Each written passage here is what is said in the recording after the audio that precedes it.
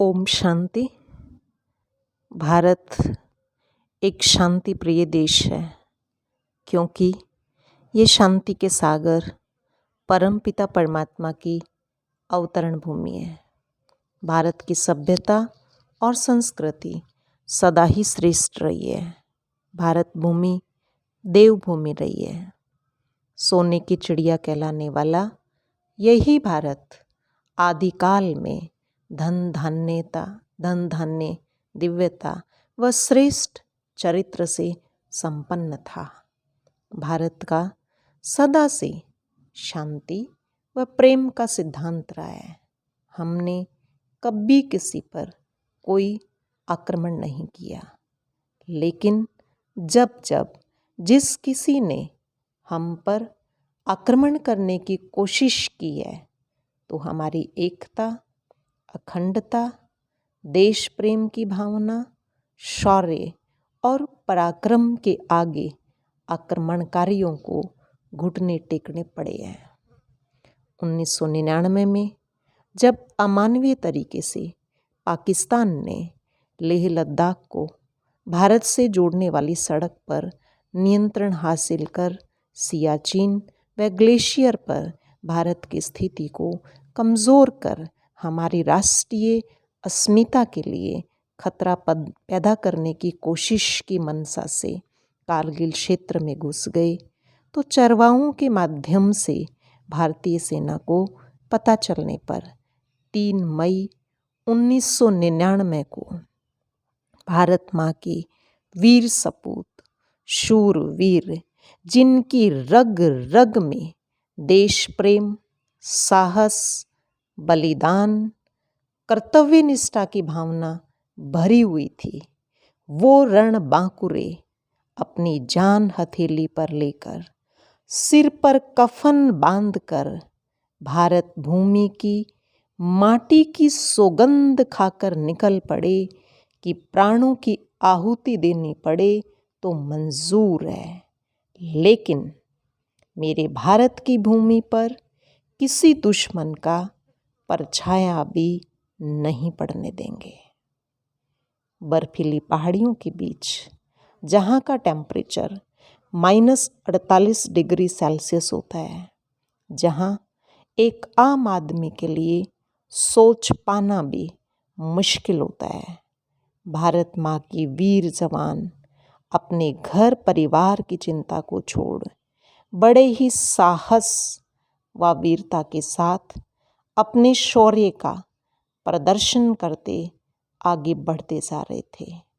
उनके चिंतन में बस एक ही बात थी, आँख खुले तो धरती हिंदुस्तान की ओर, आँख खुले तो धरती हिंदुस्तान की ओर, आँख बंद हो तो यादें हिंदुस्तान की ओर।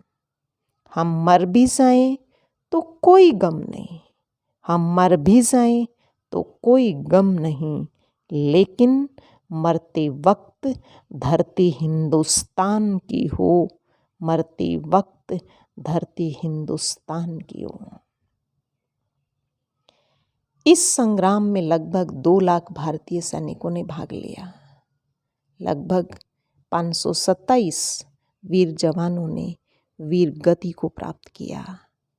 लगभग 1300 घायल हुए, लेकिन आखिरकार धोखाधड़ी से भारतीय सीमा में कब्जा करने का दुस्साहस करने वाले सभी पाकिस्तानी सैनिकों को खदेड़कर उनको हार की धूल चटाकर 26 जुलाई 1999 को कारगिल की सबसे ऊंची चोटी पर भारत का तिरंगा फहराकर विश्व के सामने स्पष्ट कर दिया कि भारत माँ के हम वीरों से लोहा लेने वाला आज तक विश्व में न कोई पैदा हुआ है और न ही कोई पैदा होगा। तिरंगा ऊंचा लहराने के जिन्होंने मन में ठाने, तिरंगा ऊंचा लहराने की जिन्होंने मन में ठाने, कारगिल के चप्पे चप्पे पर लिख गए विजय की कहानी लिख गए, विजय की कहानी। अतः आज का दिन शूरवीरों की शौर्य गाथा स्मरण करने का दिन है।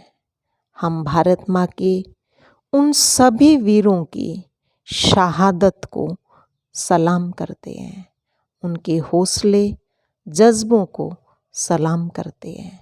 सलाम उस दिल को करते हैं जो धरती माँ के लिए धड़कता है, जो धरती माँ के लिए धड़कता है।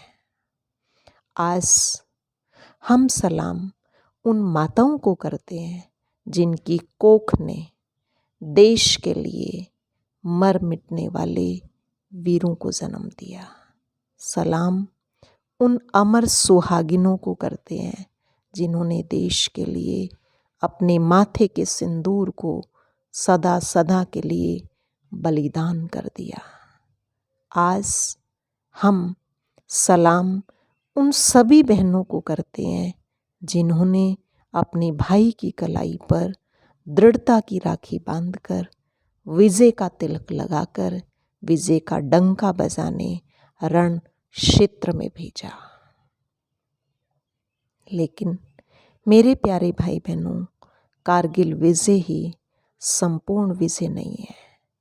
हमने पाकिस्तानी आक्रमणकारियों को तो मात दे दी, लेकिन पिछले कई सदियों से हमारे असली शत्रु काम, क्रोध, लोभ, मोह, अहंकार, ईर्ष्या, द्वेष, छल, कपट, ये सब तो आत्मा पर अपना साम्राज्य स्थापित करके बैठे हैं।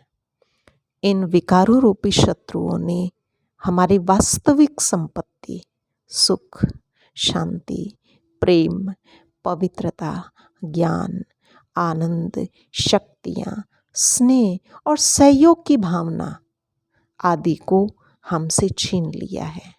परिणाम स्वरूप हम नैतिक, चारित्रिक व आध्यात्मिक रूप से कमज़ोर हो चुके हैं। अतः अब वक्त है अपने वास्तविक आत्मिक स्वरूप में स्थित होकर सर्वशक्तिवान पिता परमात्मा से अपना संबंध जोड़कर उनके गुण व शक्तियों को अपने में समाकर सशक्त बन जाएं, ताकि ये बुराइयों रूपी शत्रु परास्त हो सके। प्रजापिता ब्रह्मा कुमारी ईश्वरीय विश्वविद्यालय में सहज राजयोग के माध्यम से परमपिता परमात्मा से अपना संबंध जोड़कर आत्मिक शक्ति प्राप्त करें तथा अपने जीवन को श्रेष्ठ व खुशनुमा बनाएं। यही हमारी शुभ कामना है, शुभ भावना है। जय हिंद, जय भारत माँ, जय जवान। ओम शांति, ओम शांति, ओम शांति।